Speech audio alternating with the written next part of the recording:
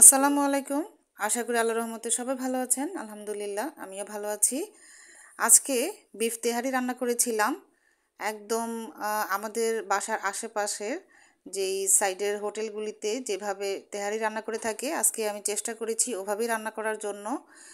তো সেটাই একটু শেয়ার করছি আপনাদের সাথে। আমি এখানে 1 কেজি পরিমাণ গরুর মাংস নিয়েছি।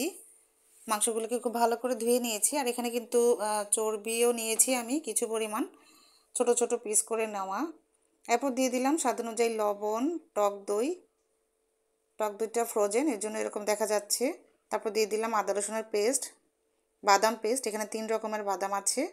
তারপর দিয়ে দিলাম জিরা, জিরার গুঁড়ি, ধনিয়ার গুঁড়ি, কালো গোলমরিচের গুঁড়ি, গরম মশলা গুঁড়ি, জায়ফল জয়ত্রী গুঁড়ি।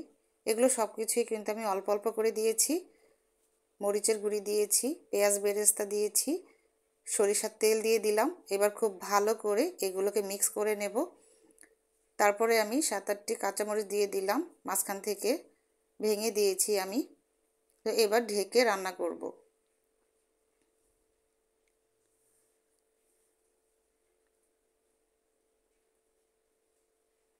মাংসটা যখন 70 থেকে 80% সিদ্ধ হয়ে যাবে, এই পর্যায়ে আমি কিছু পরিমাণ আলু দিয়ে দিব। আলু দিলে ভালো লাগে আমার, আর বাচ্চারা অনেক পছন্দ করে।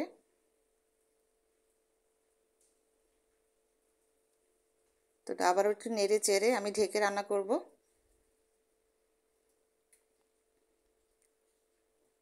ফিরে এলাম যখন আলুও সিদ্ধ হয়ে গেল এবং তেলটাও ভেসে উপরের দিকে উঠেছে, দেখতেই পাচ্ছেন। এই পর্যায়ে আমি পানি দিয়ে দিব। তো আমি আজকে 750 গ্রাম পোলার চাল রান্না করব বা চালের বিরিয়ানি রান্না করব। সেজন্য আমি এখানে 1 লিটার থেকে একটুখানি বেশি পরিমাণ পানি দিয়েছি, আর এটা কিন্তু গরম পানি। তো একটু নেড়ে চেড়ে নিলাম। আর এখানে পোলার চালের পরিমাণ অনুযায়ী আমি লবণ দিয়ে দিলাম। আমি আধা কাপের মতো সয়াবিন তেল দিয়ে দিলাম যেন চালটা ঝরঝরে হয়। গোটা গরম মশলা দিয়ে দিলাম, এলাচ, দারচিনি, লবঙ্গ দিয়ে দিলাম, গুঁড়ো দুধ 7-8টির মতো কাঁচামরিচ মাঝখান থেকে ভেঙে দিয়েছি। তারপর দিয়ে দিব কেওড়া জল, গোলাপ জল। নেড়ে চেড়ে খুব ভালো করে মিক্স করে নিচ্ছি।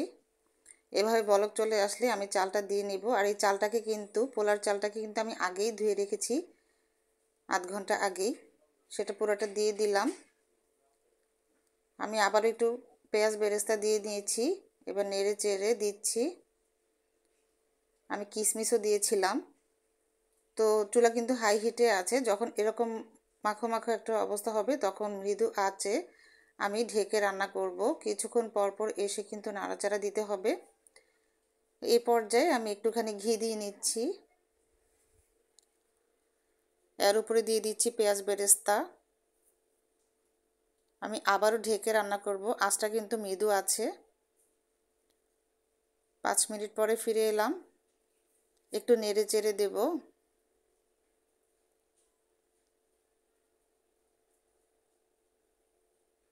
এভাবে আমি 5 মিনিট পর পর প্রায় 2বার নেড়ে চেড়ে দিয়ে গেছি।